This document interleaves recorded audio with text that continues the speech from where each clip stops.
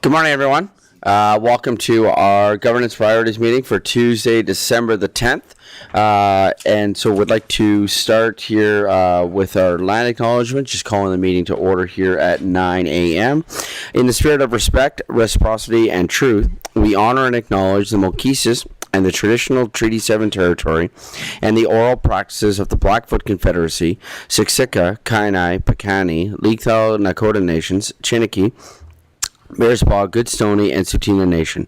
We acknowledge that this territory is home of the Autapiska Métis government and the Métis Nation with Alberta District 4. Finally, we acknowledge all nations, Indigenous and non, who live, work, and play on this land and who honor and celebrate this territory.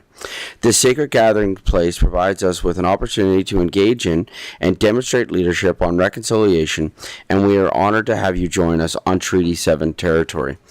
For a moment of reflection this morning, we have a change. Council, right from the get-go, had talked about how we want to provide all councillors with the opportunity to serve as deputy mayor.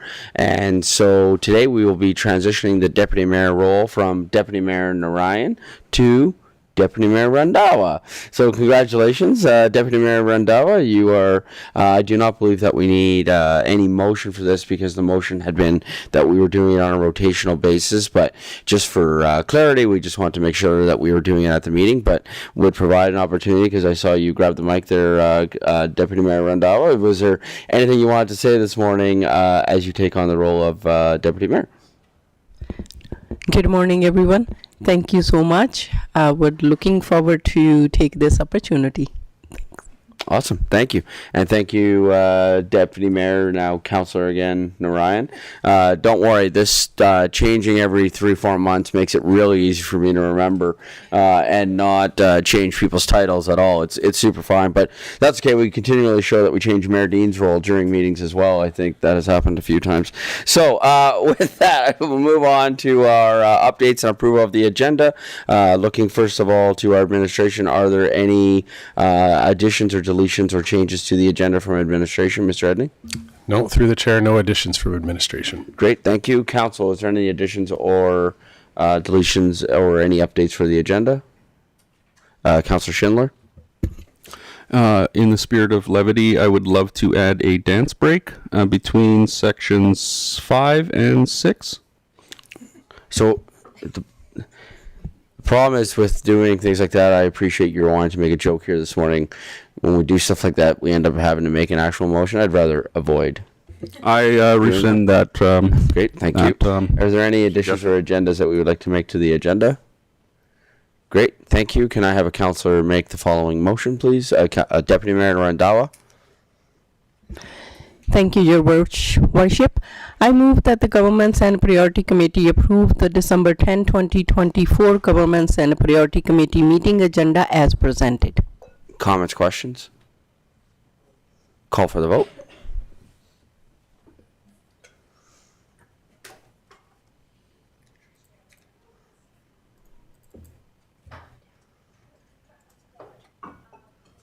Great, thank you.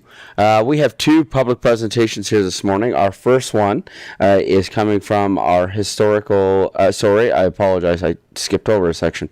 Section 4, our public input session looking to legislative services. Is there any submissions or anyone in the gallery that has approached you about public input this morning? Good morning, Mayor and Council. At this time, there is no public input. Great, thank you. And seeing none from the gallery. Okay, now to public presentations. We have two public presentations this morning. Our first one is from the Historical Foundation presentation, and this is being presented by Miss Jen Peddlesden, who is the president of the Chestermere Historical Foundation. Good morning, Jen.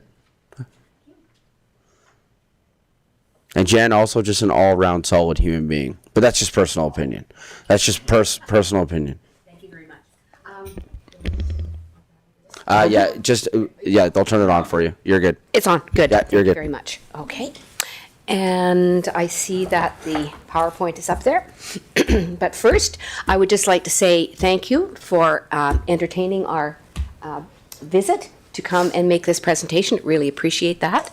And also a big thank you to the city for a grant under the community grant program, which we have taken that money now and purchased 200 copies of Chestermere Home for All Seasons, the most recent history book. And they are now for sale. I've put some posters up. So we're selling them at $20 each, which will recover some money, which we hope to use then to further doing more with the history of Chestermere. So I want to say thank you very much for that grant. And the history books are now for sale and they make great Christmas presents. So thank you.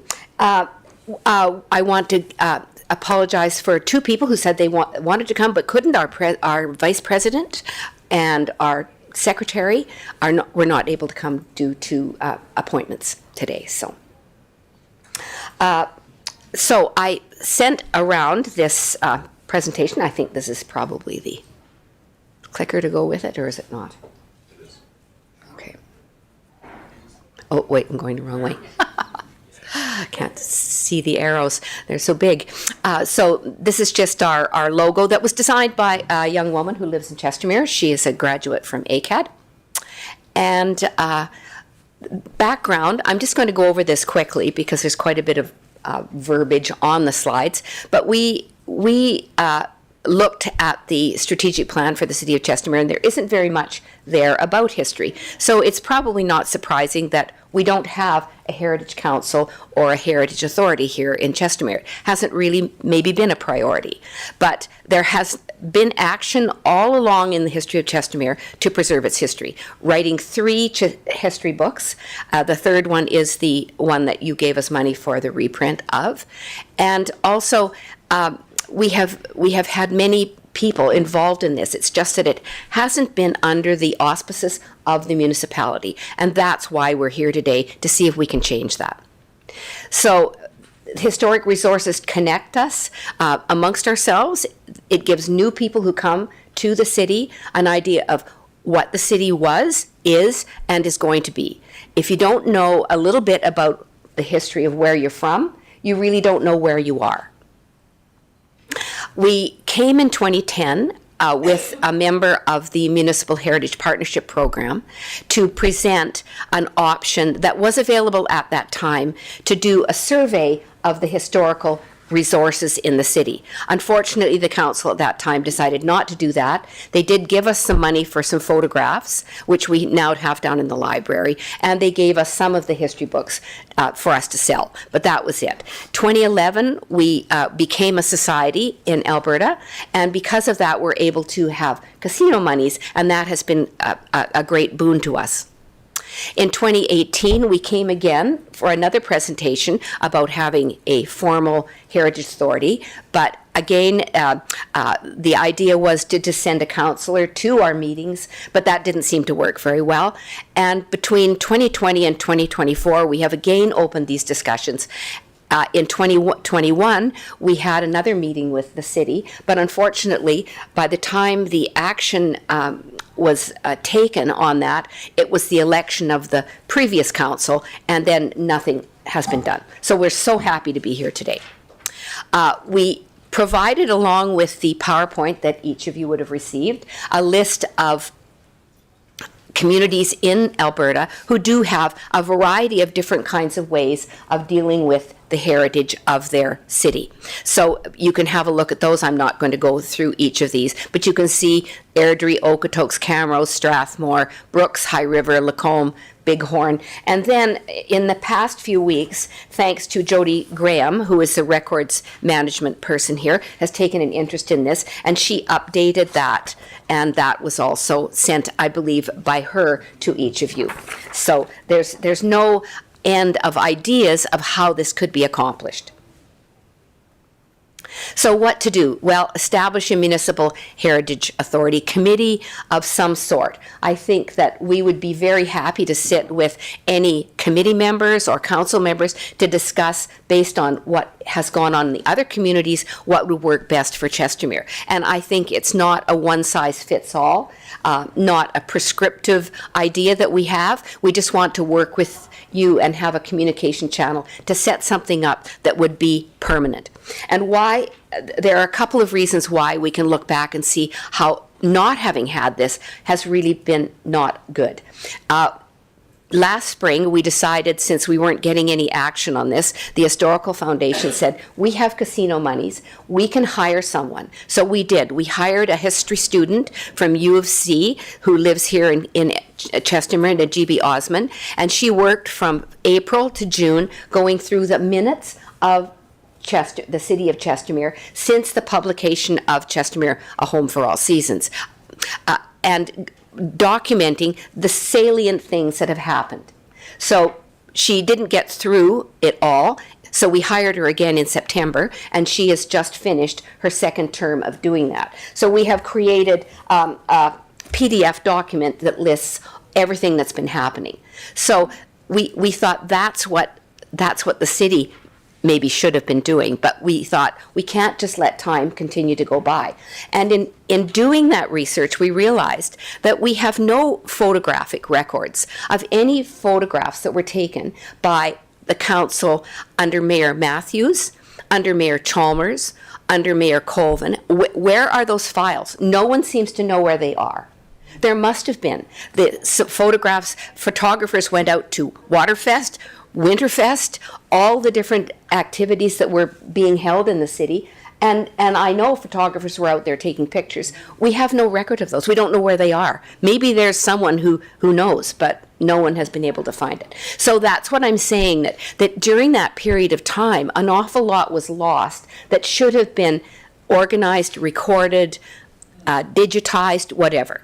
So I think those are real concrete examples of what has been missing in terms of recording the history of this town, city. So I think that may be all I have to say, other than to just thank Jody for really embracing this and giving us a hand, especially with Najibi, who has been working in the library. It's been a partnership with the library where we pay her wages, and then the library, Miranda has been supervising her, and that's been, she and Alexandra Priestman as well. So it's been a great partnership. So, oh, hi, Jody. There we are. Putting your name in lights. Thank you so much. Thank you so much. So, good. So I don't know if you have any questions for me, but... So first of all, thank you for the presentation.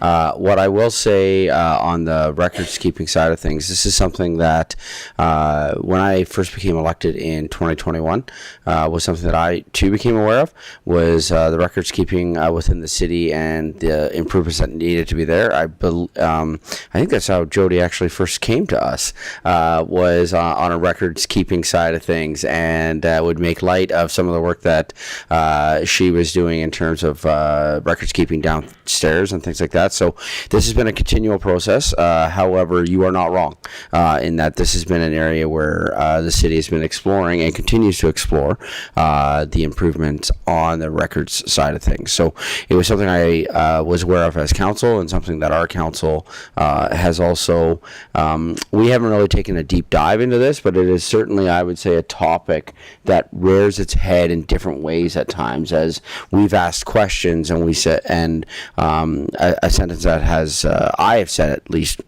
3 or 4 times since becoming mayor is our continual improvement that we're working on as we grow in our records keeping management. That would be in line with what you're saying with regards to this. I have a few comments and questions about this, but first would like to open to council. We'll start down with Councillor Grant. Thank you, Mayor. Appreciate it very much. Through the chair to Ms. Peddlesden. As many of you know here, Chestermere's history is obviously close to my heart because it is largely my own family's history. So I just want to give a personal thank you to the Historical Society for all the work you're doing. It's very important, and it means a lot to me personally. So thank you very much for that.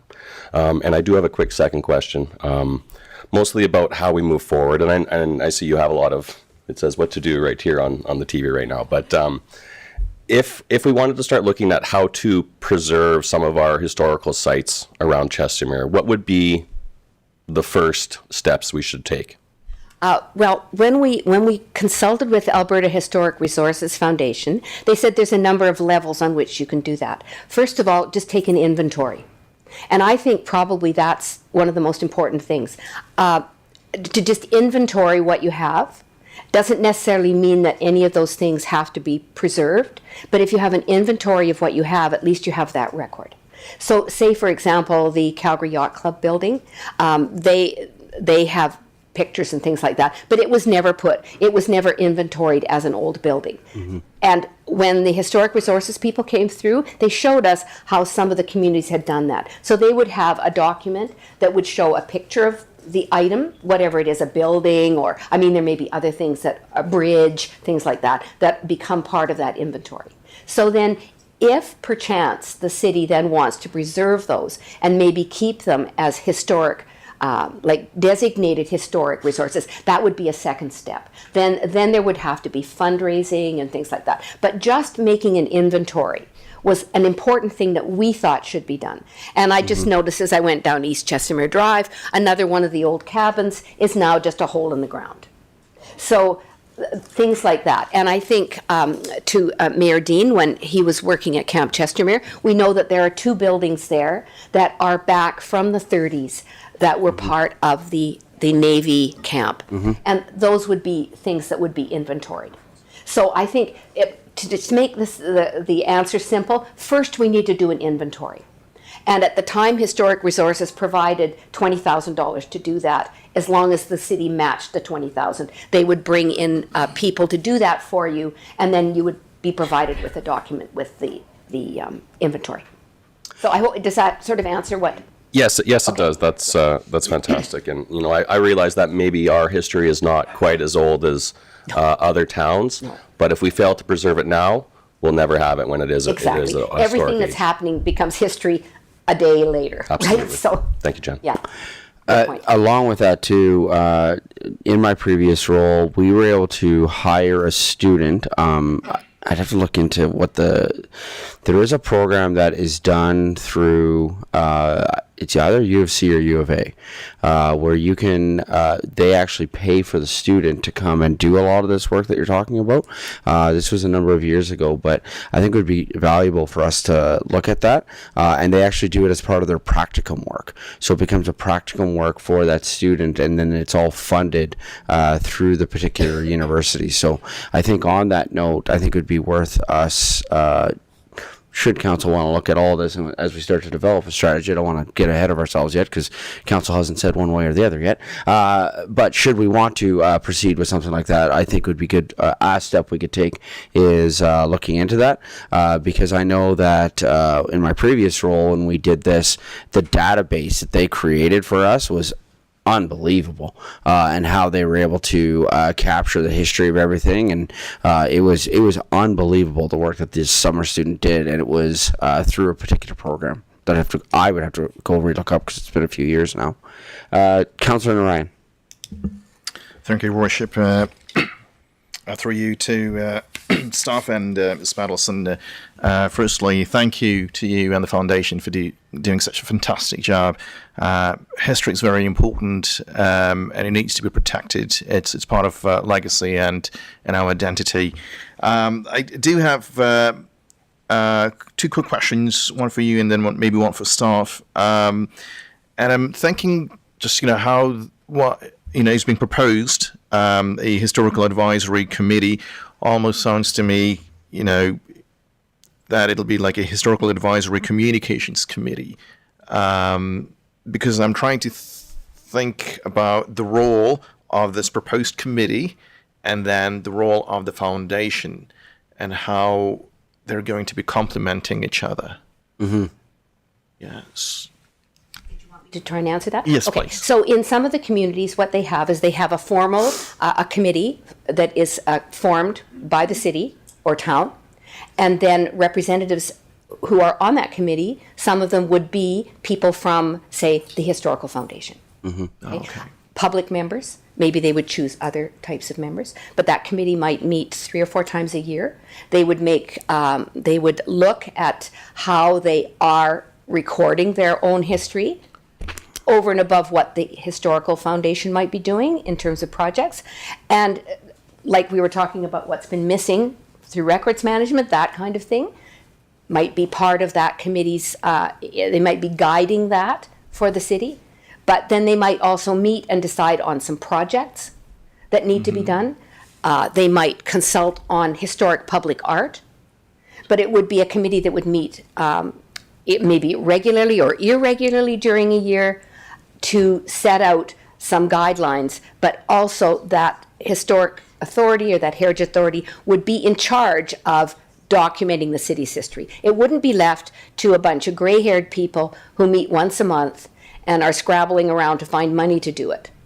Okay. Because if we stop being a society, that'll be the end of it. And we don't believe that that's how this should, there should be a continuity that's part of the municipal authority here to carry Thank that you. on. Yeah, and you've answered that very well. And just a very quick follow-up, because now, Cody, you said that the student was looking at salient things. So one of the responsibilities for this proposed committee would be to maybe even identify, what salient things would constitute. Well, yes, as well as maintaining the records that have not been maintained. Yeah. Like the photographic records, the other records. Really, all Najeebe had to go on that we could find were the minutes. There was nothing else. The newspaper articles are probably digitized. They're up at the legislature. We might be able to find money for her to go up there and look through those. But we keep thinking what we're doing is what the Heritage Authority should be doing. We've gone back to try and catch up where a great gap has happened Okay, that's wonderful. on our dime, not on the city's dime. Okay, that's understandable. And that shouldn't really have happened, right? No. Yeah, so That should never have happened. Councillor Ryan had a question that's similar to what I was thinking, and that is different parts of your presentation. You mentioned how previous councils had assigned essentially a liaison to come and be a part of the historical foundation. And so for me, I'm just trying to see the difference, and I don't want to throw any other councils under the bus or anything like that. So for the difference is, if it's the city committee leading it, you see it as the city taking more of the lead role, and the foundation's more the supportive role of what the committee is doing. Would that be a difference as opposed to the liaison? Some generation of ideas by the historical society or the historical foundation that could be given to the authority, but the authority should be guiding how history is recorded for the municipality. Right. So then I guess to our CAO, is the authority a committee of council? Do we know that yet? Or is that, Well, am I okay, foreshadowing where I'm going with this, in that perhaps a motion that can come forward is for us to be directing administration to look at how we are, if we wanted to pursue this, what that looks like, whether it's the authority, a committee, something like that. Can I just interrupt? This document that Jody looked Yep. through shows how each of these other communities have done that. Now, I don't know if, Mr. Edney, you even looked at it or have even sort of talked to any of those people, but I think that there's been, so when you went to the AUMA meeting, did any of you talk to somebody there about what they're doing about Heritage Authority? No, that would be a really good idea, because I think sometimes we keep coming and bringing these documents with links to all these places, and then we have to come and say to you, this is what you should do, but nobody really knows what the other communities are doing. So I think you people need to know what those other communities are doing, so you can choose what you want to do. It isn't up to us to choose. We will be part of it because we're an independent society. We have money to do projects, but we can't be documenting the history of the Chestermere municipality. It needs to be done in some way by the city. So to answer your question, I've had a couple conversations with some other municipalities on how this is done. Good. In fact, the guy who leads it in Calgary is a former student of mine. Yes, what I was more talking, which is why I directed my question to administration, is the technicality of like legislatively how we could look at things. So I am foreshadowing a little bit a motion that I'm going to be proposing for council to proceed. Yeah, okay. With this. I'm sorry I interrupted because you were trying to ask Mr. Edney something. It's all good. Should I go to Councillor Worsonowski and we'll come back to this? Yeah, sure. I can go through the mayor. No, I haven't looked into anything with this at all, to be Okay. honest with you. If council wants to make a motion for us to do that, then we can start that process. If I was a betting man, I feel like that's coming. Councillor Warzanowski. Thank you, Mayor Dean. Thank you, Jen, for your presentation. We certainly appreciate it. I have to give a shout out to my wife. She's here in support of the Historical Foundation. She never comes to see me, but we have to give her, some credit. And we have a few people online, I think, too. Yes, I'm sure we do. You did mention that Sonia Leduc, and there's probably others online. So hello out there, everybody, into the watching online. That was well done, Councillor Warzanowski, by the way. Very well done. Yeah.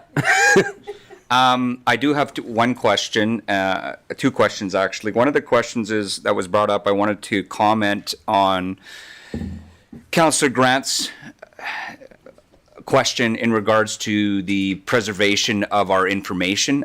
We did pass a motion earlier this year in regards to the digitization of all of our documents. I wonder, through the chair, to Mr. Etney, if during our digitization, I know it's early stages, if we found any photographs, any documents, historical information, I'm sure there's lots of boring bylaws and policies that need to be digitized. But as part of that effort, I would also support a motion to providing some of that information to the Historical Foundation until there's been a lot of talk about what this committee may look like. And I think the TORs are definitely going to have to be, and we'd probably expect somebody in the Historical Foundation to be a member or potentially the chair of that foundation. We don't know what that looks like yet, but the question to you is, do we know if there's any historical information that we have in our archive? And before you answer that question, through the chair, Mr. Etney, and you, Ms. Peddlesden, it'd be interesting to see if we can dig up some of that at the legislature, if there's more information kind of hiding somewhere. Because all that information is important for us to preserve our history.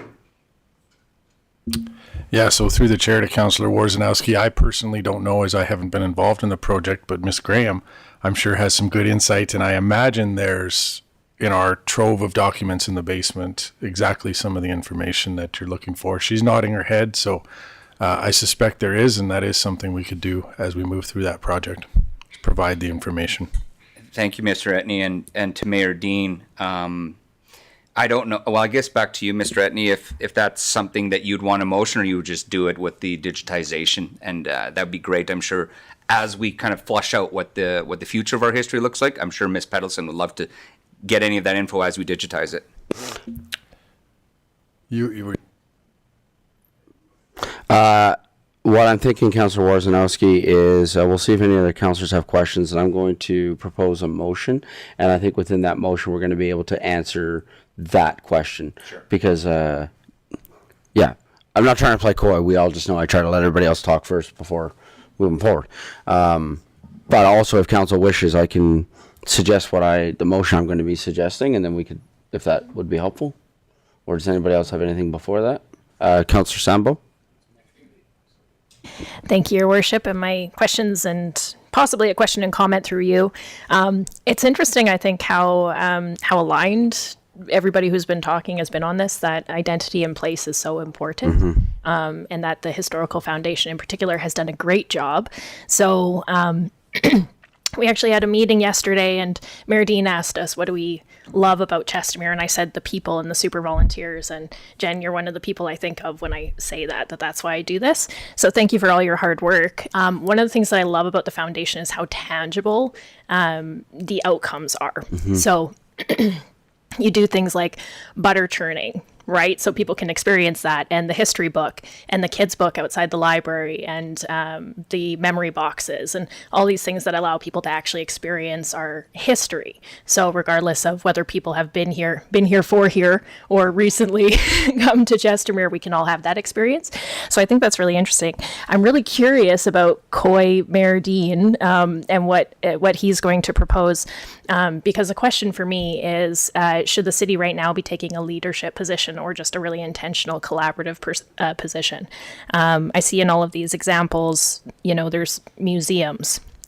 I would be surprised if we're in a position to immediately start a museum. But I think there's some things we can do at a pretty low cost that could start to preserve this history and help with that identity of place. So I just wanted to make those comments and then see where this goes. Councillor Sambo. Okay, so with, Deputy Mayor Randhawa. Thank you, Your Worship, through you to administration to Jan. And there's a comment. First off, thank you so much for the history. Actually, it's not because of Chestermere, for Canada, for other countries, the history is the main thing. Then we can teach our kids' future, who we are, what would this city look like? It is village, town, now it's a city, right? And yes, I'm echo with the Councillor Sambo for the museum.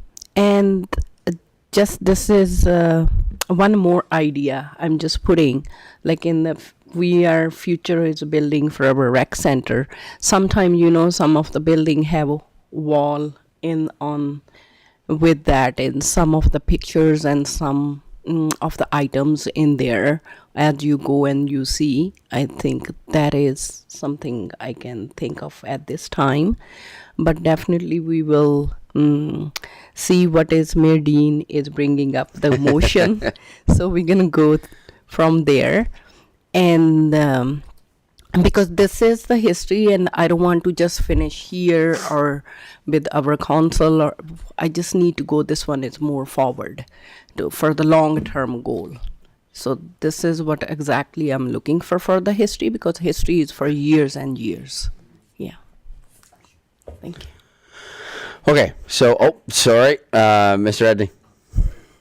Thank you, Mr. Mayor. Through the chair to council, just an idea that we did up in Brazeau County. We had actually a display case out in our lobby area where the Historical Society every 3 or 6 months came in and displayed some of the artifacts and history of the area and allowed it to change through with a little bit of write-up. And so anybody who came into City Hall at that point could see this. And it was not a museum, but it was a very cost-effective start to at least having somewhere to collect and display some of these items. So it might be something for consideration if council was interested in that.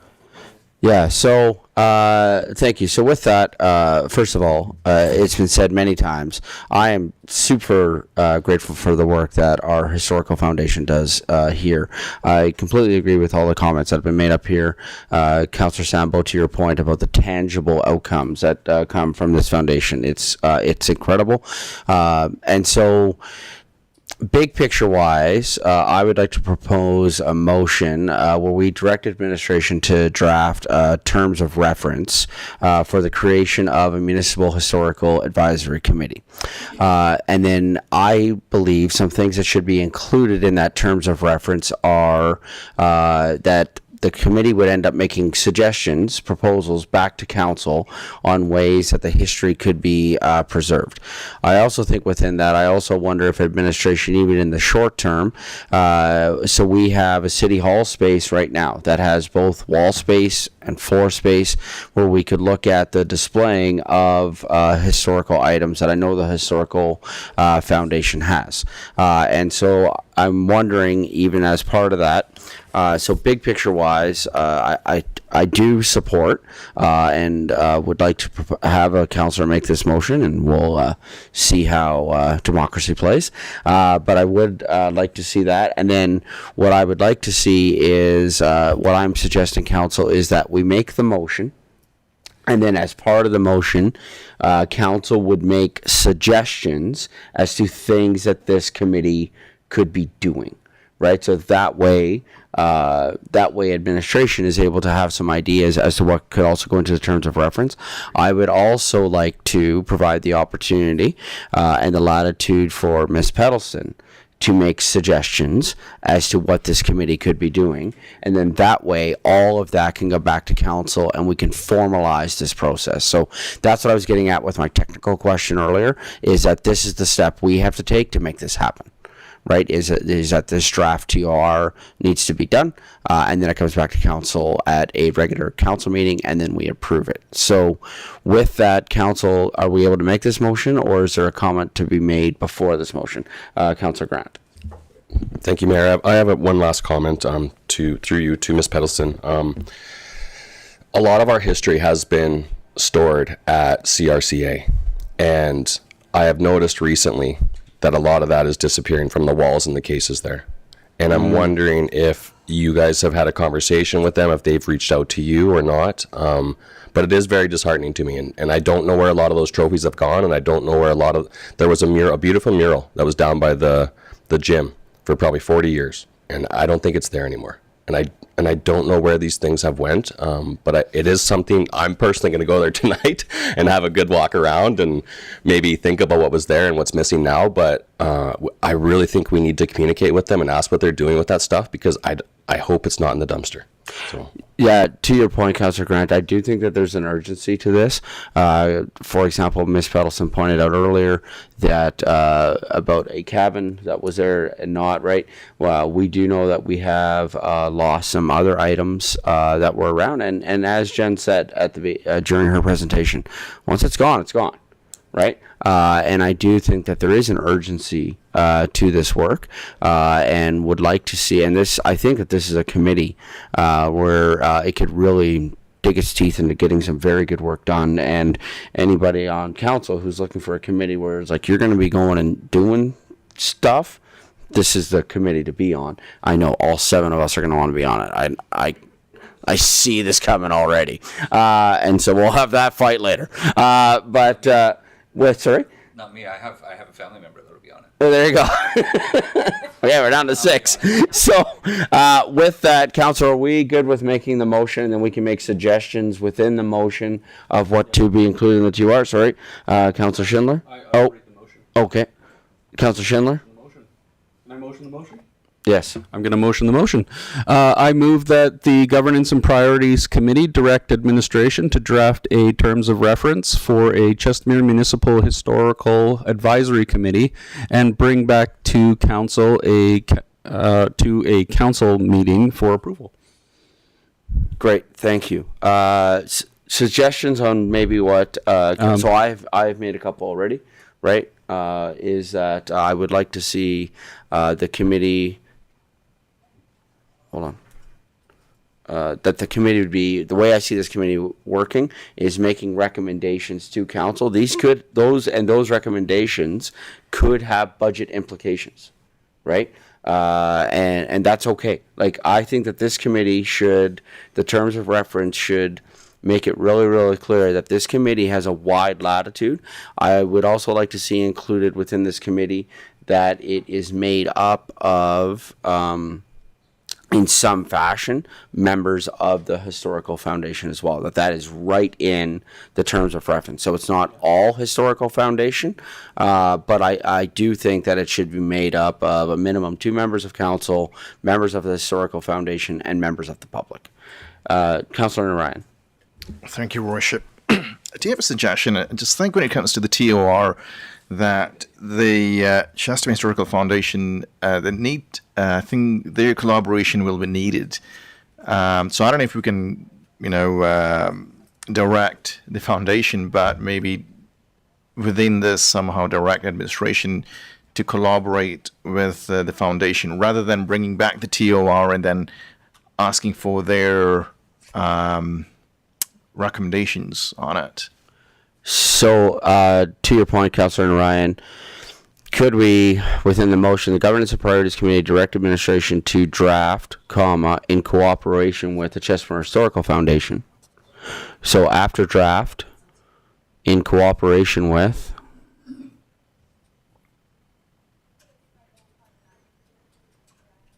the Chestermere Historical Foundation.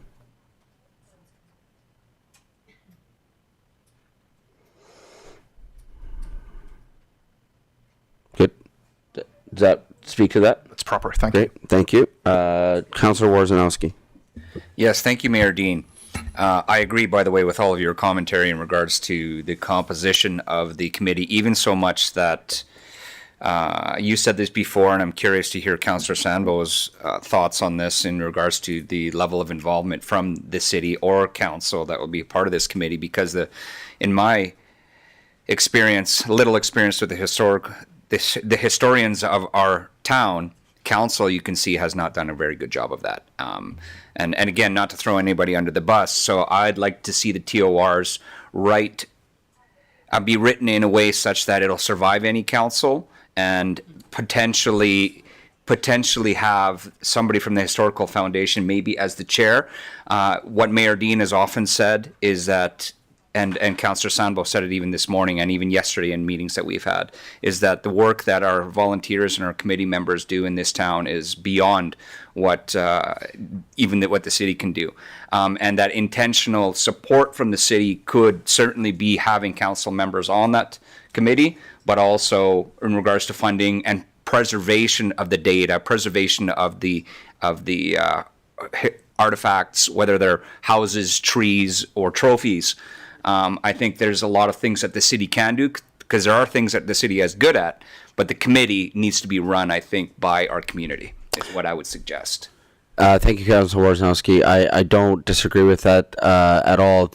Legislatively, though, fortunately, unfortunately, because it depends on how you look at and how you want to have the conversation as you're the council of the day, you can't. It's hard to make something like a committee permanent, right? You essentially can't, because and that's a fortunate thing, because we as council may have a committee that we. However, what I would say on one like this is, to a future council, should they want to get rid of this committee, good luck dealing with Jen, right? So what I would say is that we have a lot of passionate people in our community about this. Not just Jen. Like we have a lot of passionate people in this community about this, and I think that should a future council wish to make a decision that would then undermine and or undo this, I am willing to venture that there would be a strong outcry from the community. I think this is something our community wants.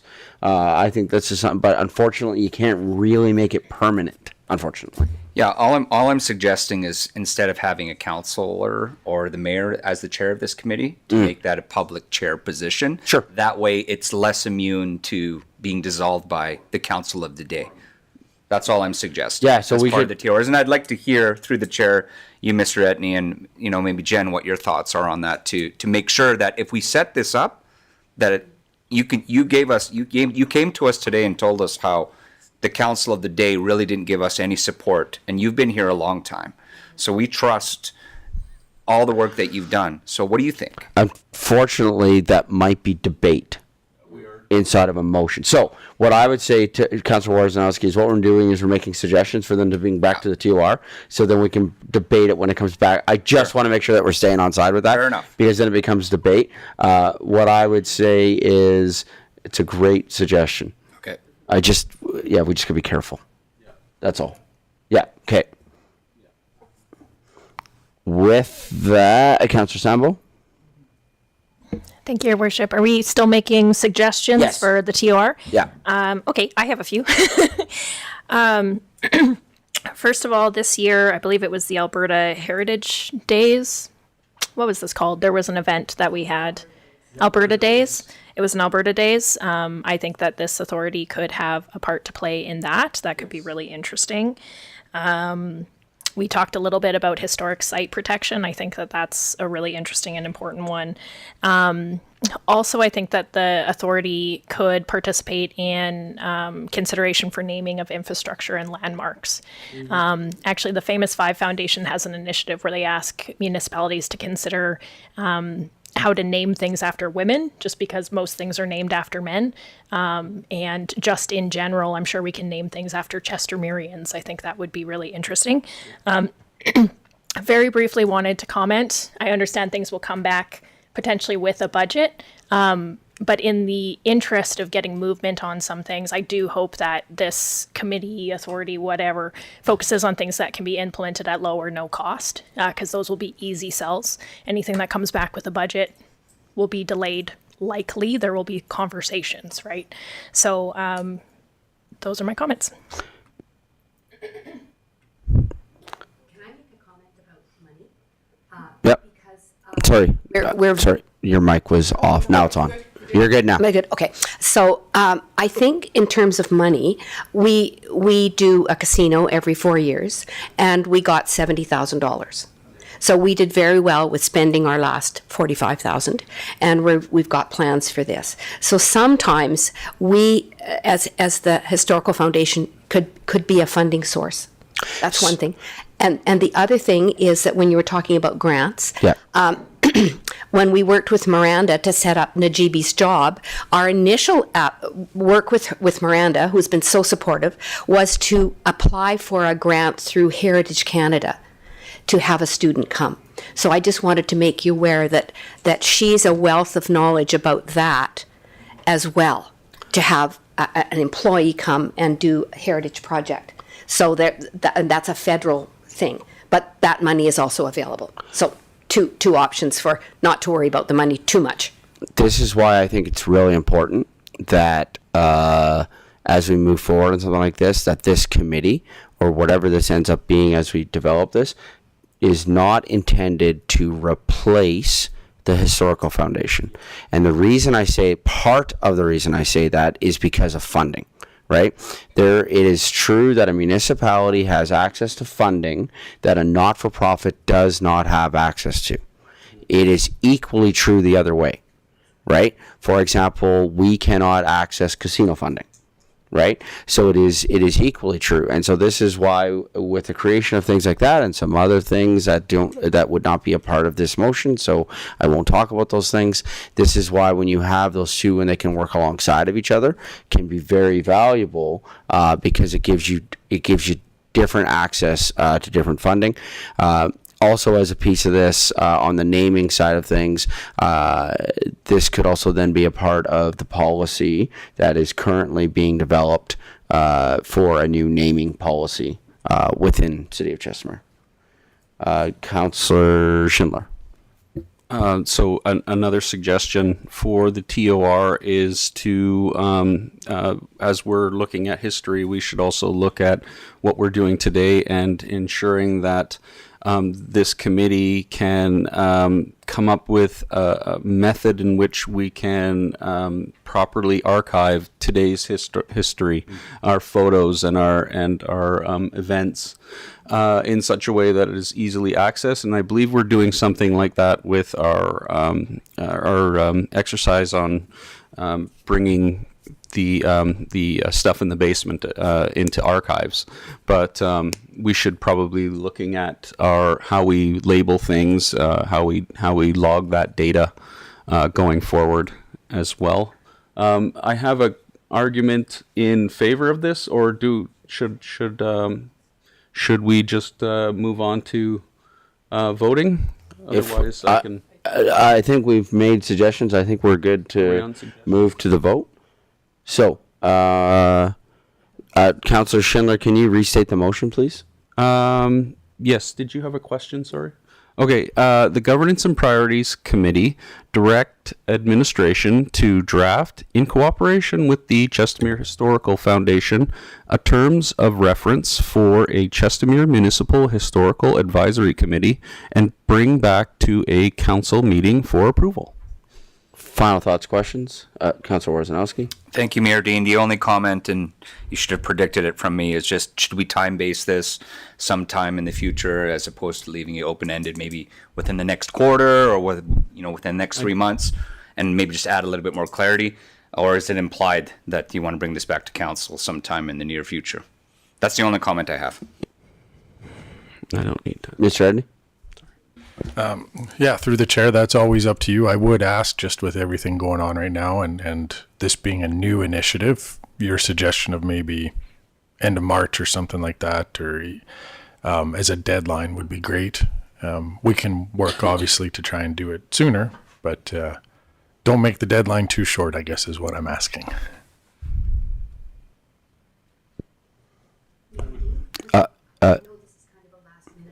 Sure.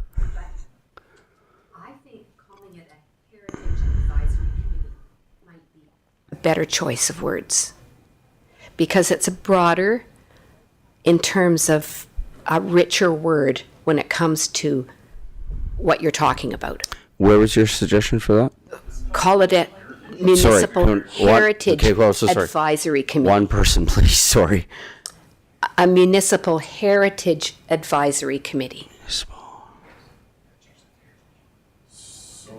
Municipal Heritage Advisory Committee. Yes, There? I think that is more in keeping with what other municipalities are calling it. Okay.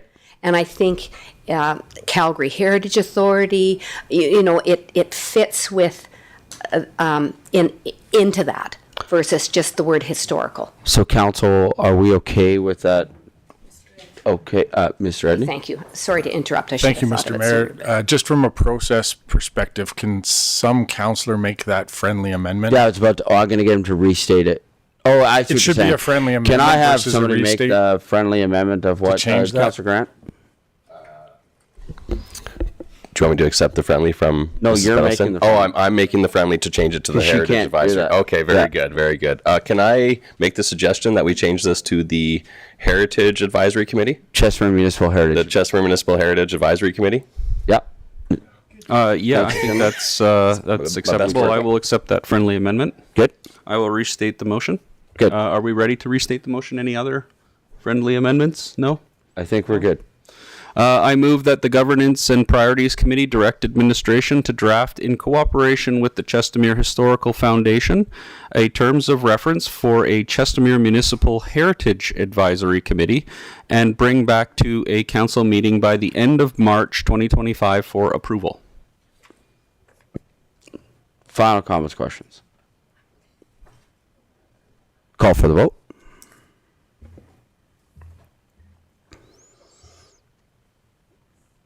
Great, thank you, and that's passed. And I have one more question to administration. This has been kicked around within this. I'm wondering if a motion is needed along the lines of lead services. Feel free not to write this down quite yet unless there's a feeling that we need it. So the idea that was kicked around, so the motion being that council direct administration to work with the historical foundation on the continual digitization of historical artifacts for the city of Chestermere. Do we need a motion? All I'm thinking is the number of items that were mentioned already, the work that's already being done, the fact that some of that's already happening. Should we formalize that within a motion, or is administration, does administration need that motion? So, thank you, Mr. Mayor. Through the chair, I think that's a good motion. We're sort of doing it inherently, but it was not part of the scope in the budget for what we've been doing. So if there were any additional cost implications, it would be good to have a council motion Okay. asking that staff took on those tasks, just from a process perspective. Okay. So do I have a counselor that would be comfortable with the making of said motion? Councillor Warzanowski? Are you saying you're comfortable making that motion? I got you. Okay, so we just get the wording first. Mayor Dean, if I can help with the motion. Yes, please. I'll be prepared to state the motion. The Governance and Priorities Committee direct administration to work with the Historical Foundation to share digitization of historical assets. To share and digitize? Share and digitize. Because some of it's not going to be digital yet, right? To share and digitize? Let's before we restate the motion, let's just flush this out. Because administration will be, they're part of the digitization is within the next year. So during that process, we want them to share any of the historical digitization with the Historical Foundation. Should be to share historical information as it is digitized. To share archive information? Sir, let's slow down. I see what... You're right, Councillor Warzanowski. I jumped the gun. The Governance and Priorities Committee direct administration to work with the Historical Foundation to share and digitize. Take out the word digitization. No, instead of work with, just the Governance and Priorities Committee direct administration to share historical digitized information with the Historical Foundation. But we don't want just digitized because there's also stuff that's not digitized. That's my point. Yes, but I want to state this motion specifically because we already have somewhat funding for the digitization. We can state another motion to share non-digitized information. Sorry. We want them to share non-digitized so they can digitize it. That's my point. So the Governance Priorities Committee direct administration to share all Digitized. Historical. No, we were better the first time before we put the all digitized. To share digitized historical information with the Historical Foundation.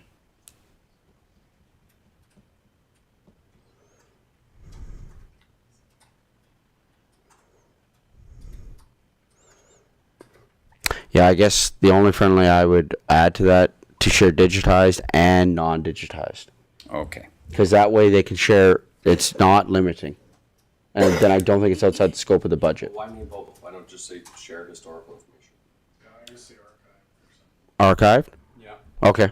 To share archived historical information? Yeah. That better? I don't want to lose sight of the digitization because we have money assigned to digitize this. And if we state the motion to... I think you would rather have hard copy, like, and... Actually, we have been getting that information quite easily through records management, both digitized and not digitized. So I know let's state Najibi that. has binders of minutes that she goes through and then sometimes uses a digital. I'm with Councillor Wozinowski on this one. Can we, I hope you copy So this is and correct. delete it. Can we go back to the Formalizes previous? it, so that's good.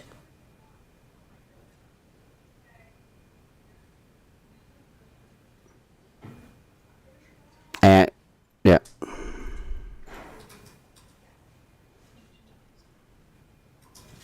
And just add as applicable, because we don't want to send them everything. Digitize as applicable with the as applicable historical information with the Chester. Okay, I'll restate the motion. Can I, before you do that, I'm wondering, can we change the word with to between, meaning that opening up so that the information goes both ways? Yeah, that's good. Okay. Council, are we okay with the wording of this motion before Councillor Wozinowski makes the motion? No, between the... Oh, yeah, good. Okay, yeah. Councillor Wozinowski? Anyone else? All right, here we go. Motion, the Governance and Priorities Committee direct administration to share digitized and non-digitized information as applicable. Oh, no. Yeah. As applicable historical. You read it properly. Yeah, I did. Let me we have to rewrite this again. Yeah, we're doing it right. Yeah. There we go. Not exactly. After non-digitized, put the word historical.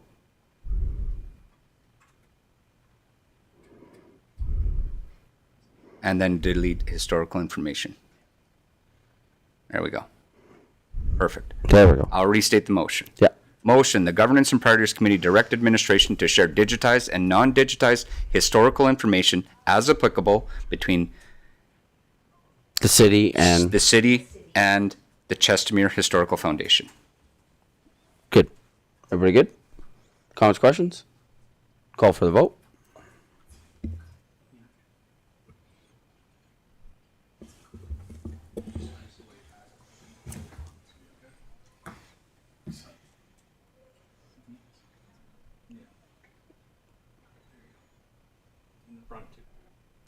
Great, and that's carried. Thank you. Any other ideas, motions, thoughts? Great. Thank you, Jen. That was great. We've got two great steps forward on this project. So, thank you so much. Books make great presents. Where can we get Jen's mic back on? Give us a plug. Can you? Give us a plug. Can you? So with that, can you just let people know where they can purchase these books and that sort of thing? Yes. So we have them in a storage place, but we have some of them taken out, and I have access to those. So if you go on to the Chestermere Historical Foundation webpage, there's a way to order them. You can pay with e-transfer, pay with check, old way, and also by PayPal. They're $20, no GST, and within the city of Chestermere, we will deliver.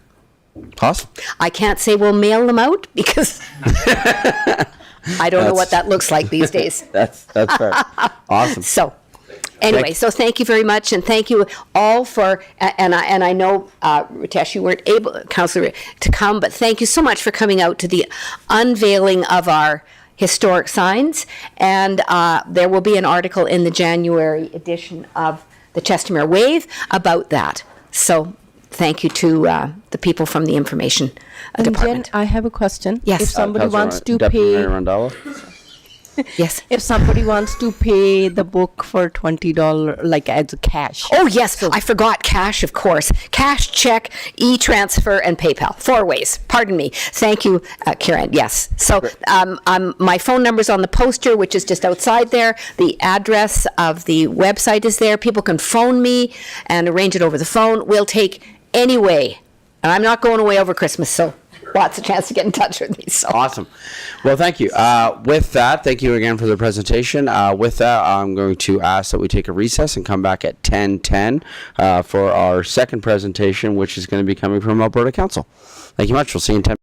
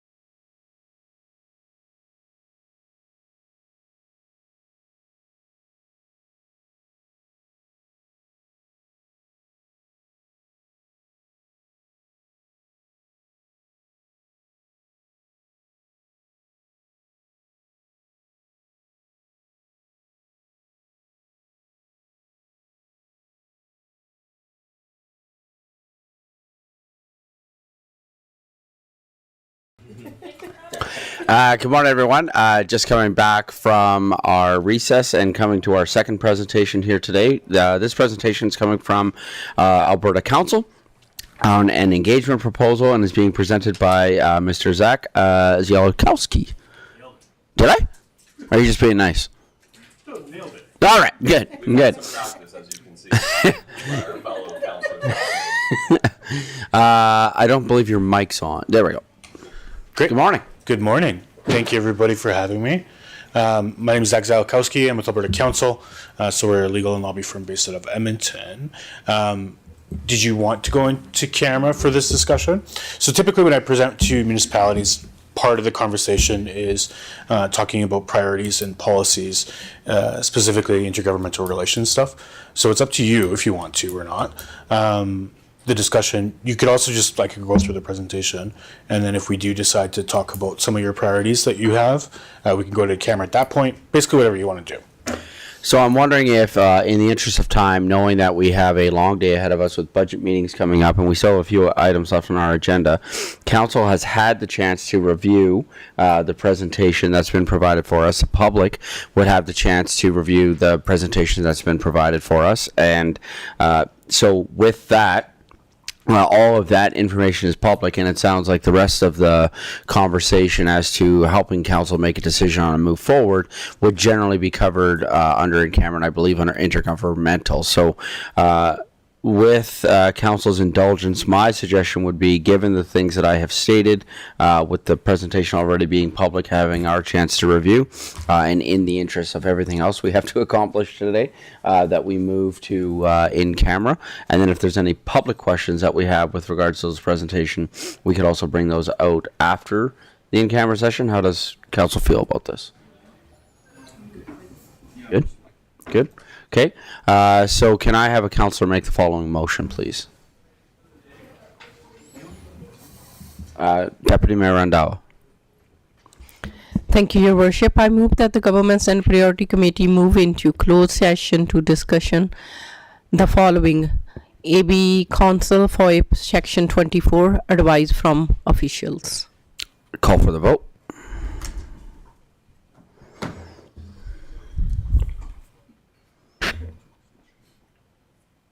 Great, thank you. And we are in camera. We just need to close the door.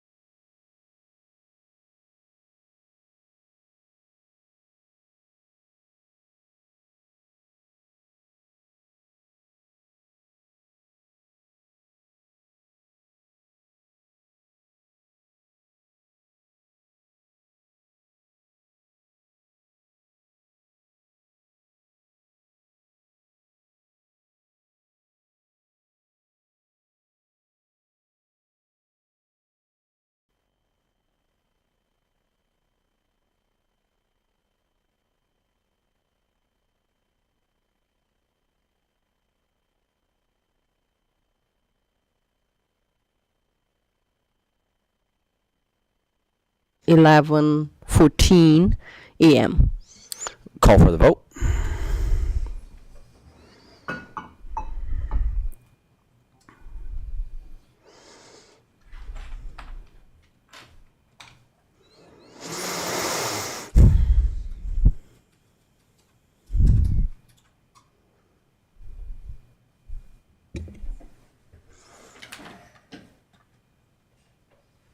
Great, thank you. And with that, we'll call for a recess and come back at 11:20 to complete the rest of our agenda. Thanks, everybody.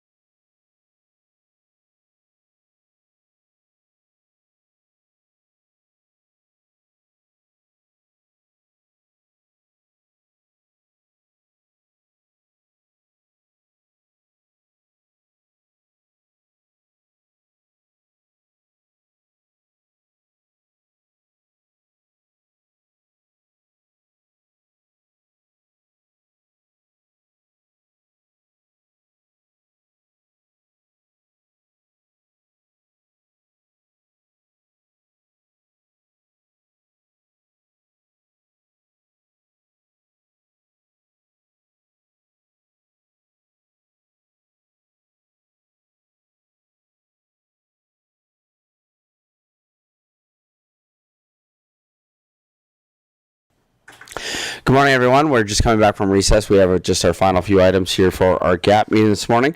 Our next one is bylaws 6.1, bylaw number 027-24, which is... I apologize. Thank you. Can I have a councillor make the following motion, please? Deputy Mayor Randhawa. Thank you, Your Worship. I move that the Government and Priority Committee accept the AB Council presentation for information. Comments, questions? Call for the vote.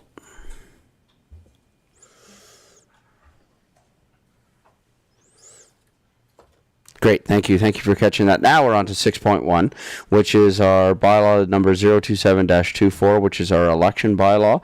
This is presented by Vanessa Vandermeer, our interim manager for legislative services. Good morning, Mayor and Council. I speak to you today on behalf of administration. My recommendation to Council is to accept the update of bylaw 027-24, the election bylaw, for information. To inform Council that the revisions to the election bylaw 027-24, which reflect the mandatory changes to comply with Bill 20, Municipal Affair Statutes Amendment Act, address procedural clarity and align the Local Authorities Election Act in preparation for the 2025 general municipal election. Some of the updates that have been done are the advanced polls, as it was a suggestion through legal is to not state that in the bylaw because it's already implied in the Local Authorities Election Act, as per what Mr. Warzanowski asked, to make sure that we're not overriding each other. Another update that was done is the land use bylaw references. It has been suggested that it is possible to draft an election sign bylaw, but it seems unnecessary and would be recommended to avoid more bylaws and instead consolidating. It was recommended by legal that all signs be addressed in the land use bylaw and not mentioned within this one other than where it was already stated, as per Mrs. Councillor Sandbo's suggestions. And then the retention of specific wording, we had also clarified that and changed in the bylaw. You'll notice that the timeline was changed to 8 a.m. to 8 p.m. as suggested. Great, thank you. Are there any, I believe procedure for this then will be, this will come for second and third reading at the next week's meeting. Is that correct? That's correct. Council meeting? Great, thank you. Are there any comments, questions with regards to this, Councillor Sandbo?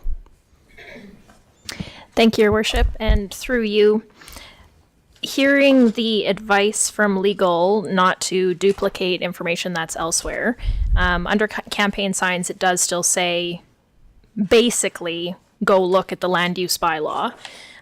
Would we be able to put in something under voting hours that says, go look at the LAEA for advance voting, in an effort to put all the information where people are most likely to look for it so they don't have to search outside of this document?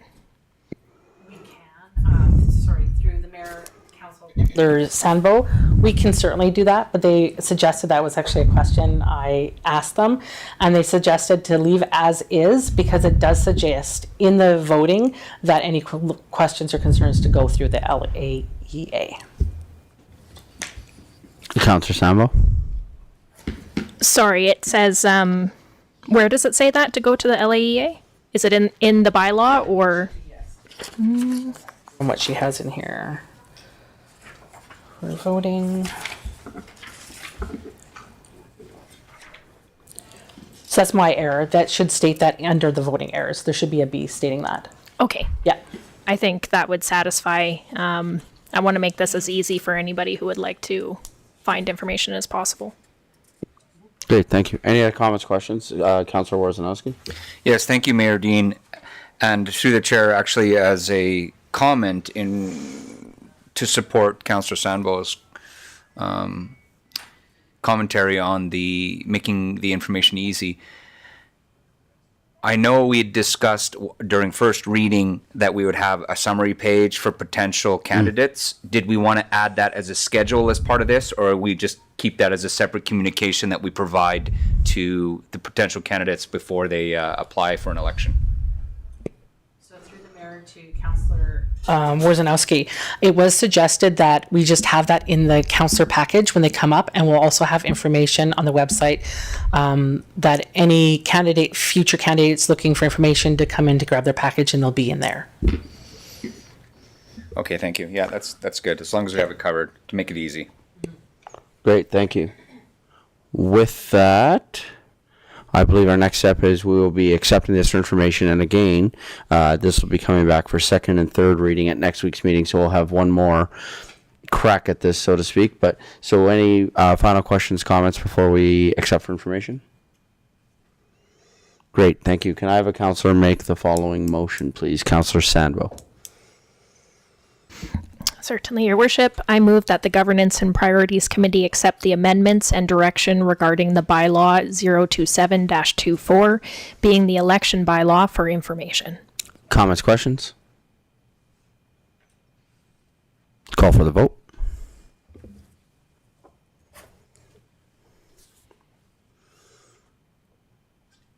Great, thank you. That's carried unanimously.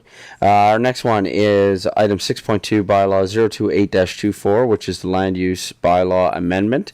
This is being presented by Shamin, who is the Manager of Development and Building Services. Good morning. Good morning, Mayor and Council. Press the button. Sorry, amateur. There we go. All right, good morning, Mayor and Council. I'm Shamin Vicencio, Development and Building Services Manager for the City of Chestermere. Before I move forward with the presentation, I would like to note that all of my comments will be made through the CAO, to Your Worship, and to all members of Council. So we have heard in the last two Council and Governance and Priorities meeting that there is a need to revisit the land use bylaw, specifically looking into election signage. Currently, election signage is an example noted under the lawn signs definition. I'm going to go over that thoroughly with you later on as to what we have and what other municipalities have. So given that, we have investigated our current land use bylaw and did a comparison with similar municipalities, specifically Strathmore, Cochrane, Okotoks, and Beaumont. That said, I'm before you today to discuss the findings from the research carried out by administration with the end goal of getting clear guidance and direction from Council to sharpen our current regulations and to put that in line with the Alberta government and other municipalities as well. So let me start with what we currently have now. As mentioned, election signage is not currently defined in the land use bylaw. It is, however, given as an example under lawn signs. Also, election signage are exempt from applying from a development permit. That is stated under section 9.3.2, and it states that the following signs do not require a sign permit, but shall otherwise comply with this bylaw. One temporary sign, which does not exceed 1 square meter in area and 1 meter in height, identifying a political campaign. Such a sign may be displayed for 30 days prior to an election or referendum and must be removed within 7 days following the election or referendum. So to simplify and summarize, it is not defined. It falls under an example of a lawn sign, and currently our land use bylaw only is limited to the regulation that there's only one temporary sign, maximum of 1 square meter in area, and 1 meter in height, and it does not regulate where it's measured from, nor does it state any regulations on public or private properties placement in that sense. Okay, so when it comes to enforcement, I know that in the past it was also mentioned that business signs are more enforced than these election signage. We'll look into that later on, but right now we do have an enforcement section in the land use bylaw that would be able to enforce signs that are not compliant. The problem is we do not have enough regulations to enforce, but there is an enforcement mechanism. So the land use bylaw states, in terms of enforcement, any signage that is not authorized or in compliance with this bylaw can be seized by a peace officer or the development officer. The peace officer may cause the sign to be destroyed or disposed of without incurring any obligation to compensate any party for the destruction or disposal of the sign. So given that election signs are erected without a development permit, without a requirement for a development permit. Having well-defined express regulations will assist in addressing residents' concerns and strengthen the enforceability of the regulations. Example of the regulations that we intend to see or hope to see would be addressing the issue on sign clutter or congestion. So right now, without any regulation on where they can and they cannot put these signs up, it's very vague and it's very hard to enforce those regulations. So from previous meetings, Council has mentioned what they are hearing from residents. The main issues administration heard pertain to three major things, I believe. First, sign clutter or congestion. The amendment will address election sign clutter by identifying locations where these signs can be erected or are prohibited to be placed. Secondly, you can also regulate the number of signs that can come up per candidate, for example. Other municipalities do that. Very little do, though, because it's very hard to enforce because of its temporary nature. Aesthetics is another thing in terms of uniformity and limit to the area of the sign. We've heard in the past that a certain candidate has a bigger sign, it is not enforced, where do we measure height from, etc. So currently that's also a gray area in the land use bylaw, which hopefully the amendment or the change will address. And then lastly, as I've mentioned earlier, enforceability. So currently, election signs are not strictly enforced because the regulations are too limited, and also it does not require development permits, so there is no pre-check. Versus business signage, which have clear regulations on the type and the use of the business sign, and as well, it goes through a development permit review and approval process. So that's the reason why we're hearing these issues, and with that, this is why administration has reviewed what we currently have and what other municipalities have. So I'll just summarize. On the table on the report that you have right now, there is a table under Exhibit A that would summarize what our findings are, and I would like to thank my co-manager, Catherine Doherty, for assisting hugely and immensely in the research of these findings. But I'll summarize it. Currently, only Cochrane out of the 4 municipalities have it on their land use bylaw. All the other 3 have its own election signage bylaw. In terms of public and private property usage, all municipalities allow it on both public and private. Private would need the authorization of the owner, and it's subject to, size regulation, placement, etc. Size restriction is 1.5, consistent throughout all municipalities other than Cochrane, which has a 2.4 maximum if it faces a highway facing a fence, which I think keeping it at 1.5 in our case would be suggested. And then the number of signage currently is not regulated, or there is no explicit limit on the number of signs per site, and I believe it's because of the nature of it being very temporary. Before you can even enforce something that's non-compliant, it's already been moved, and it's hard to count. Like if you actually put a number there, let's just say 20 signs per candidate, we could count 20 now. Tomorrow it will be 19, but it's in another site, so it's just difficult to enforce. So I don't think we would suggest that, other than having that discretion if we feel that it is already causing congestion within a certain area.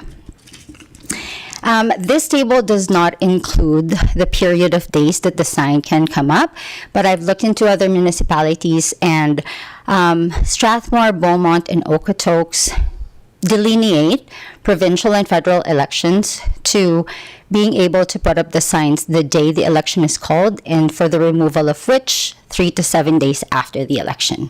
When it comes to municipal elections, all of these municipalities have at least 30 to 60 days before the election to be put up and removed within 7 days after the election. So currently we're consistent, and we do have that in our land use bylaw in terms of timing. So after gathering all this information, administration has put a step forward and have drafted, and again, this is just an example of what we've gathered compared to other municipalities, and we've drafted a red line version, which is attached as Exhibit B on the report. And so the changes would be, first, you can retain the current election signage being an example under the lawn sign definition, or we can add a definition for election signs. We can look at other municipalities and how that's defined. I do have a sample with me. I don't know if you want me to read that out to you, but I would look into it, and it's something that's available out there if we wish to define election signs consistent with other municipalities and the Alberta government. When it comes to specific regulations, because right now election signs would be exempt under section 9.3.2a, signs not requiring permit, it is suggested that that be deleted and instead replace and add 9.3.4, which would specifically note or list down regulations just specific to election signs. So that's the list that you have right now. One, it speaks about the dimension, which we're going to be modifying from 1 square meter to 1.5 to be consistent with other municipalities and the government's requirements. The duration and period of the sign, as I've mentioned earlier, is consistent. We've got it at prior to 30 days prior to the election and 7 days after. So up to you if you wish that fits well, or we can also amend that to 60 days. Some municipalities have it longer. Again, this is only a suggestion to council at the moment, and we're just asking for direction. And then 9.3.4b lists all public property locations where it cannot be erected. So that's the extensive list. I have prepared, and I would like to thank our GIS team. I've prepared a map to show where these locations are. Just to give you a picture, I know it's a long list. It's A to N, and it ranges from public parks, playground zone, active construction zones, etc. But that's what it's going to look like. All the pink and all the symbolized areas will prohibit election signs to be erected. And again, it could be too strict. It's up for you to deliberate and see how this fits into what you intend to see in the land use bylaw. Another thing is, out of the items that are listed on the prohibited areas, you can also add, or we can also add a definition. Let's just say we are adding active construction signs. Currently, that is not defined. If we add that on this list of prohibited areas, it would be suggested that we define clearly those areas so that it's also easily enforceable and identifiable. Do you wish for me to read A to N for the record? No, Okay. That's okay.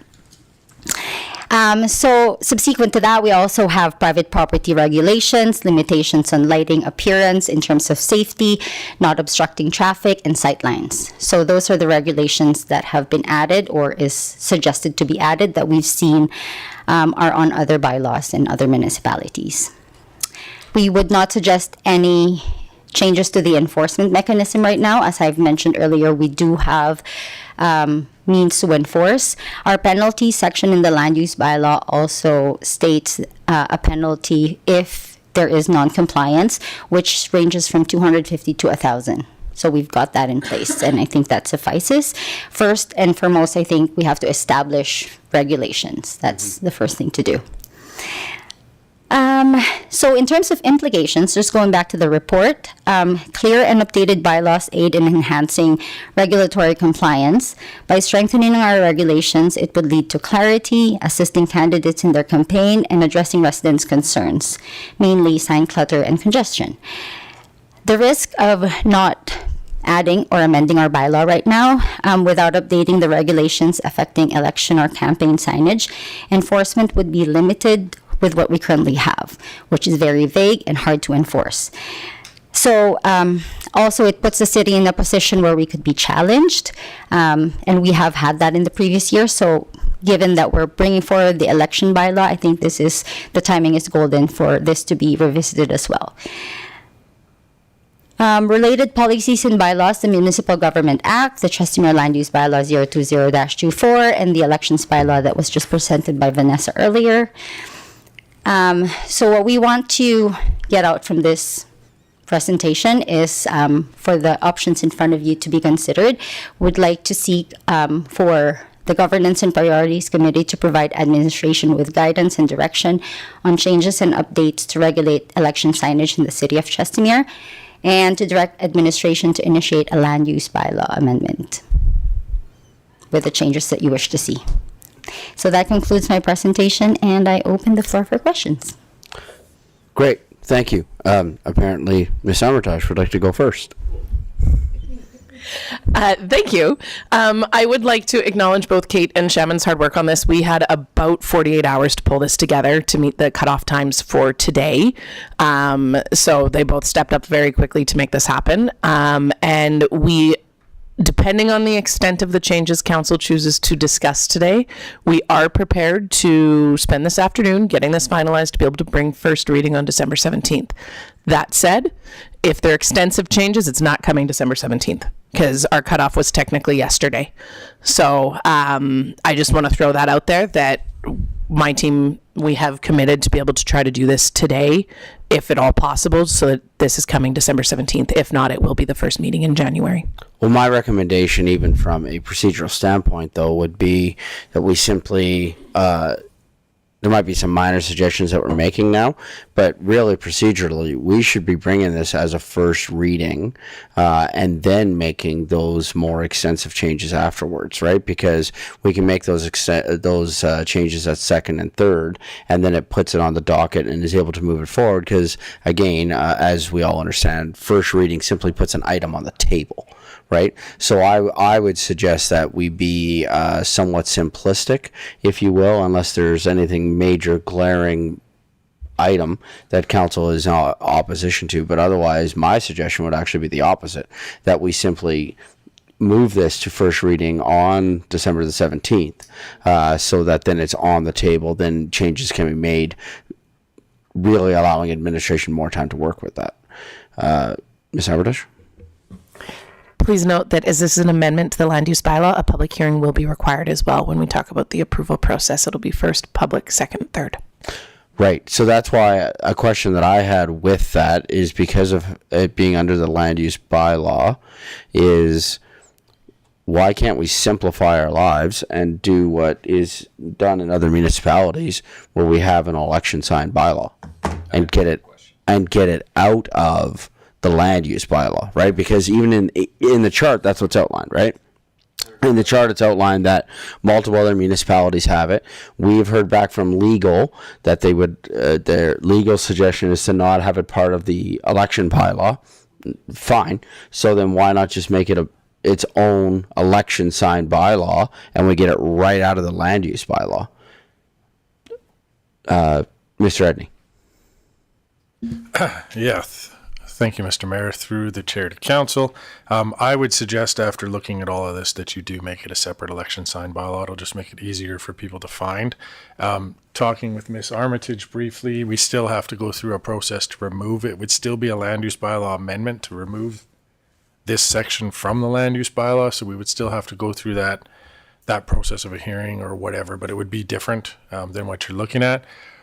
My advice would be probably contrary to what you just said. I think it's in our best interest to put the best bylaw forward we can at first reading versus something that is, I'm not suggesting this one is poorly crafted, but we have seen this in the past, something that's poorly crafted at first reading and then goes to public hearing, and the people in the public get upset about something that's in there that isn't really what council was ever going to put forward anyways. So my advice would be to actually use this committee meeting to work through that of, do you see anything in there that people are going to get upset about?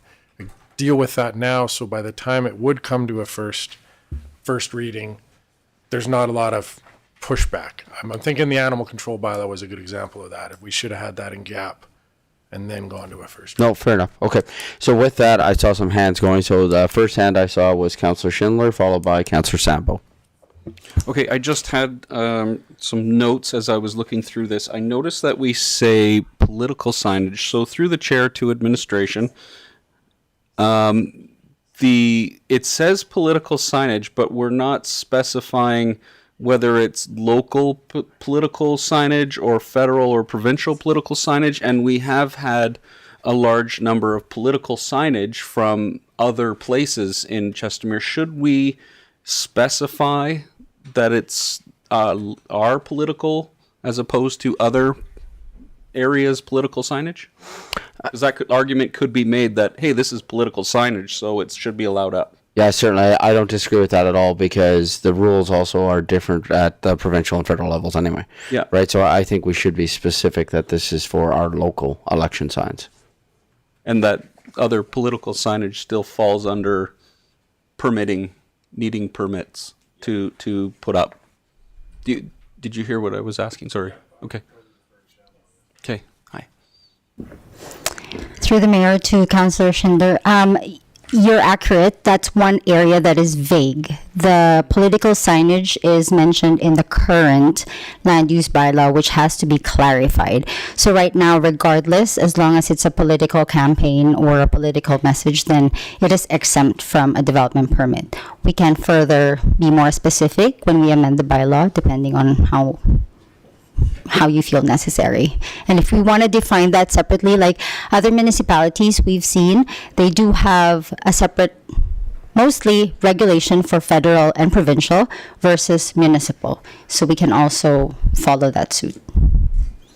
Great, thank you. A follow-up to that is, have we, I know you talked about how our enforcement doesn't need necessarily any adjustment, but have we discussed those types of enforcements and if they need more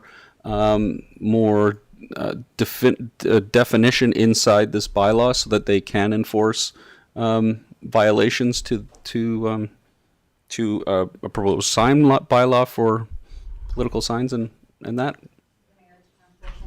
Absolutely. That's the reason why we need these enforcements or regulations to be in the bylaw so that it's enforceable. Right now, we're very, very limited to the regulations that we have, so it's difficult to enforce.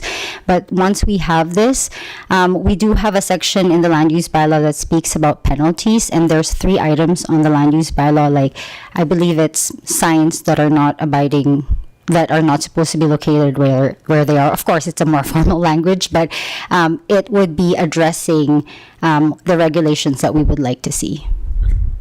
Councillor Sambo. You're welcome. Thank you, Worship, and my questions and comments through you. I have a whole bunch, but I'll just start with what I think is probably the biggest one here. I'm not sure that we would be able to find consensus today, maybe not until after the first reading, but I am leaning very strongly towards further restricting where signs can go.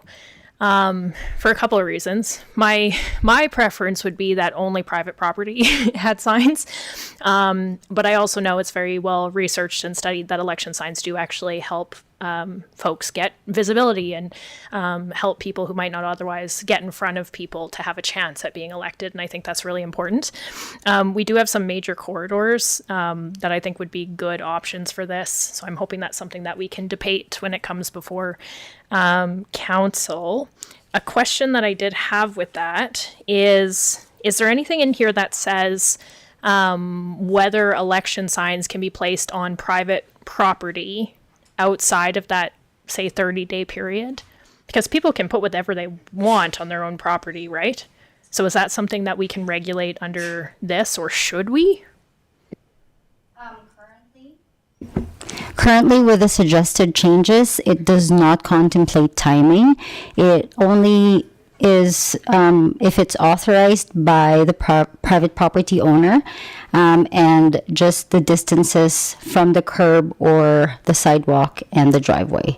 So we can, absolutely, you can add whatever we feel is suitable, and as long as, of course, it's within development and planning merits. And right now, it's silent on that. I feel that given that we're mentioning timeline or a period at a separate section, we can just be more specific that when it comes to private property, this timeline is also adhered to. Mm-hmm.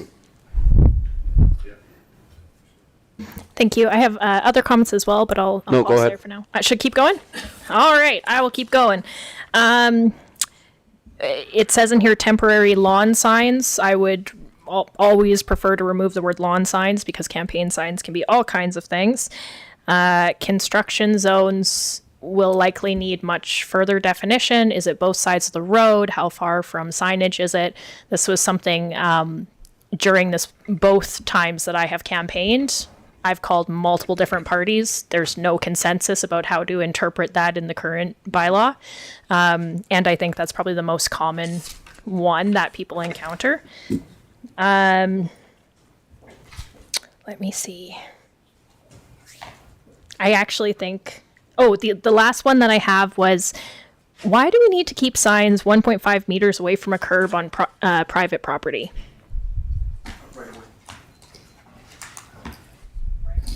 Yeah, the right of way, so that's where it's sort of. I'll let you answer. I apologize. No, that's fine. Through the mayor to Councillor Sandbo, absolutely, that's correct. Typically, we'll see utility right-of-ways on every property, front and side. If it's side, usually it's 3 meters, and then 1.5 on the front, typically. So 1.5 would be the minimum. And given that it is a utility right-of-way, so we're reserved the right to be able to access that right-of-way without impeding on the signs or on any structure that's obstructing the utility right-of-way. Just like any other structure that we prohibit within the utility right-of-way, and the reason for that is because if we ever need to access that right-of-way, then we would need to make sure that it's free of obstructions. So this would specifically be if it's in the ground, but another scenario might be hanging from a tree, or it might be doing something like that. That's and correct. That would be okay. The tree should not be on the utility right-of-way, though. Some of them do. Yeah. Some of them do, yeah. Okay. Councillor Grant. Thank you, Mayor. Through the chair to the presenter, thank you for all the information. I'm actually on the opposite end of this. I think we're trying to regulate a problem that in a normal circumstance we only have for a month every 4 years. And I don't think we should put so much onus on candidates to, be in this map, figure out where they can exactly be, interpret it that way. I think that public easements and public areas should be fined for advertising during a campaign. I don't see why. I know that the last by-election we had got a little crazy because of how many candidates were running.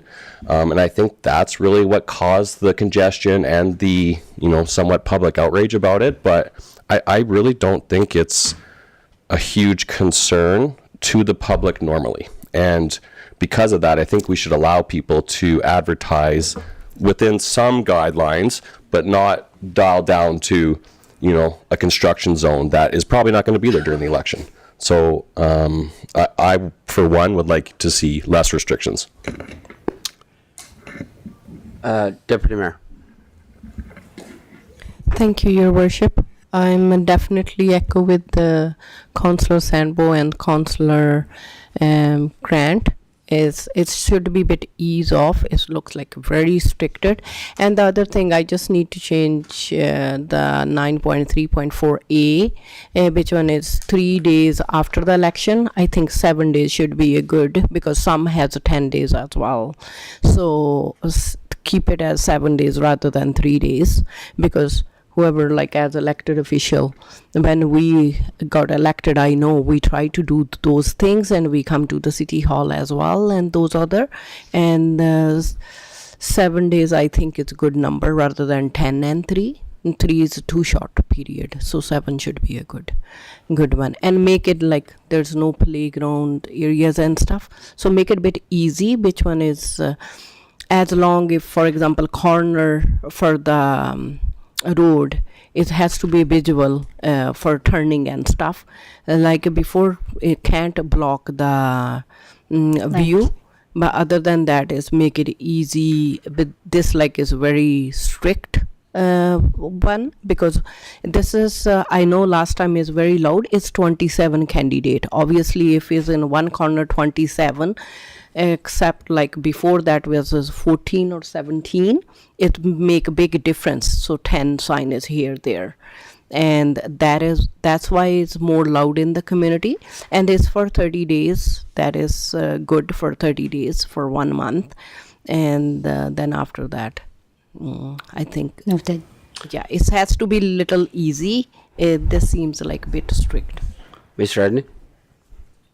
Yeah, through the chair to council, just listening to the comments, I know there's a lot of wording in here and it seems like it's very restrictive, but these are generally issues we actually encountered in the last campaign.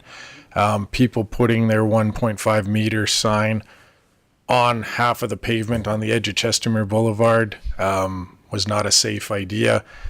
Putting them in our flower pots that we spend a lot of time making nice and people just jamming signs in there. Most of this stuff in here came from safety related or operational related issues. So I do sort of agree in one aspect with Councillor Grant of we should allow it everywhere, I think with the only consideration for safety. So as most of these I read through, yeah, don't put up a election sign on the corner of a road that says stop, vote for Councillor Schindler.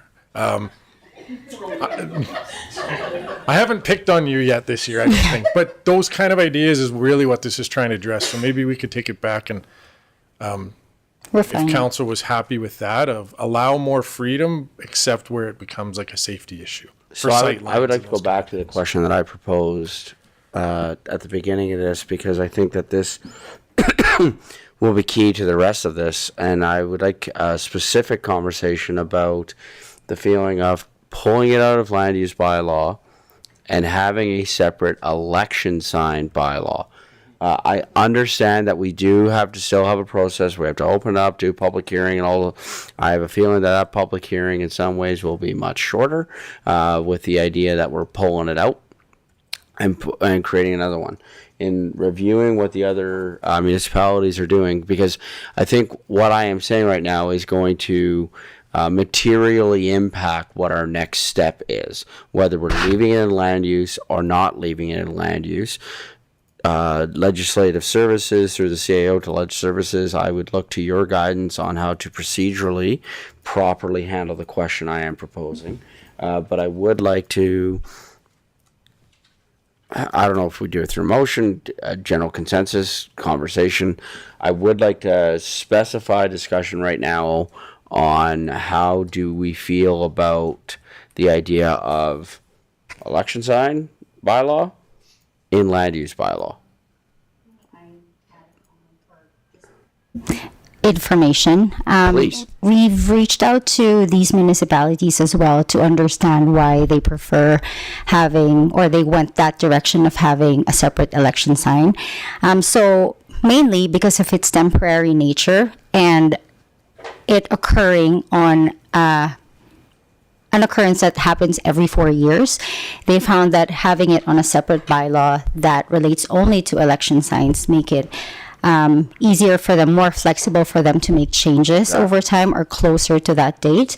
And also it can be amended without a formal statutory update. So that's mainly the reason. And I've got the same response, and it's mainly because of its temporary nature from 2 municipalities out of the 3. So again, in the interest of time, because I don't want to end up in circular conversations, because we're going to end up having the conversation more than once, I would like to propose that a councillor make the motion to direct administration to create a election sign bylaw that is, that we direct administration to create a separate election sign bylaw. Obviously, the consequence, should that pass, be that it will get pulled out of land use bylaw. That's administration's job to figure out all those things. But I would like to have a councillor make that motion, and then we can see how the chips fall, because that's going to direct the rest of our work. Are we comfortable with that? Okay, can I, Councillor Warzanowski? Yeah, I have no problem making that motion. The only comment that I wanted to make is through the chair, administration, and a comment that Liz had made was, you kind of want this information now so you can kind of construct that, or do you just want to make this motion and do it after? It doesn't matter to us, but I know time is of the essence. So my question is actually through administration to Liz, for us to be successful here, what do we need to get this bylaw passed in the time frame that we're seeking? There's no time frame on this bylaw. So the time frame is on the other bylaw with the elections bylaw, right? The timeline on this depends. For example, let's say we wanted to allow election signs for 12 months. My gosh, I am not suggesting that at all, right? Then there would be more of an urgency to get this done, right? This is just simply how do we take the next step? So, Councillor Wozinowski, you had mentioned a moment ago that you're comfortable making the motion. Can I get you to make the following motion, please? Motion, the Governance and Priorities Committee direct administration to draft an election sign bylaw and bring it back to a meeting of council before the end of March. Good. 2025. 2025. Good. Comments, questions with regards to the motion? Nothing. Call for the vote.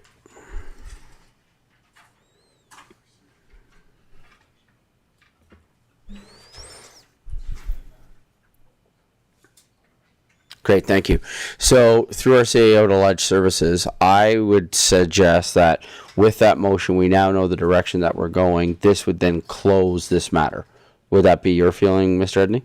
Alleged Services, would that be your feeling as well, that this matter is now closed and that you know what you're doing next? And now there's going to be a whole bunch of work that's going to happen. Great. Awesome. Thank you. Thank you. Appreciate it. Thank you. Kate, I'm sure you're proud. With that, moving on to item 7.1, which is our school sites update. Who am I turning to for that? Ms. Armitage. It's a very quick update today. I believe Kate gave us a very good update at the last meeting, or I was sick. I don't know. I couldn't talk at that point. Yep. Kate took care of it. It was a great update. We have received a pre-application request for another K-9 school. And so that meeting will be happening next week. It's an administrative meeting, but that is going forward. So we are very excited. I will. Of course, it doesn't have an address right now, so I could give you a legal description, but essentially Dawson's Drive and Dawson's Dock Avenue. So that is fantastic news, and with some learnings from the last development permit we did, we are hoping to be able to expedite this with both the architect and ourselves and work very collaboratively together to identify any issues at the onset and be able to have a pretty seamless DP. Great, thank you. I think at this time, with regards to school sites, it would be appropriate for us to mention that council had the opportunity to host a door-to-door event on Monday this week. That was yesterday.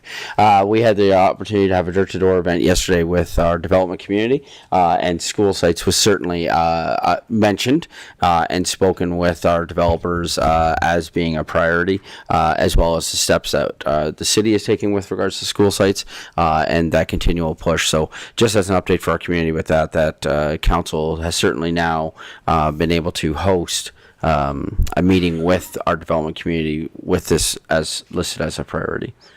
Anything else from the school sites from administration? Any questions from council with regards to school sites at the moment? Great, thank you. With that, make the motion to accept for information, please. Deputy Mayor Randhawa. I move that the Governments and Priority Committee accept the school site update as update for information. Great, thank you. Comments, questions? Call for the vote.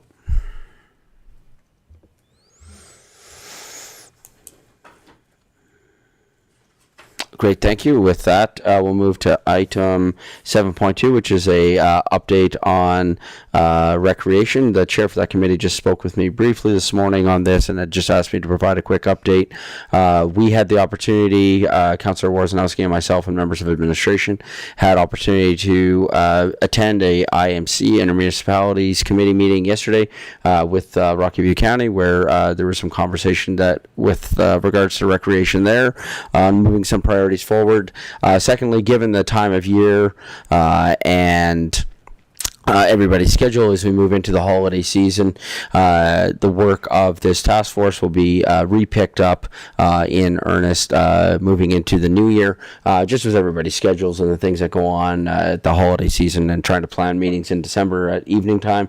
Everybody's schedules just seems to significantly increase at this time. And so update on recreation, just the conversation is continuing. We are continuing progress. We had a great update again from Kate at our last meeting. And the work of the task force will pick up again in the new year. I believe that captures what was spoken about. Any comments, questions from council with regards to that? Great, thank you. Can I have a councillor make the following motion, please? Councillor Sandbo. Thank you, Your Worship. I move that the Governance and Priorities Committee accept the recreation update for information. Comments, questions?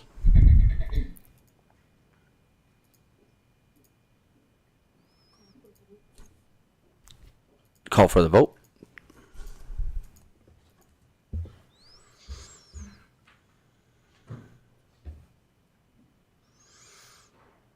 Great, thank you. We have committee updates is simply a standing item. We have no committee updates at this time, and there's no item for a closed session. And so I would like to have a motion to adjourn. Before we do, Sorry, Councillor Warzanowski. do we want to give any update on the IMC meeting that we had yesterday? No? Okay.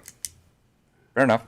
I'll motion to adjourn Okay, thank you. at 12:07. Great, thank you. Call for the vote.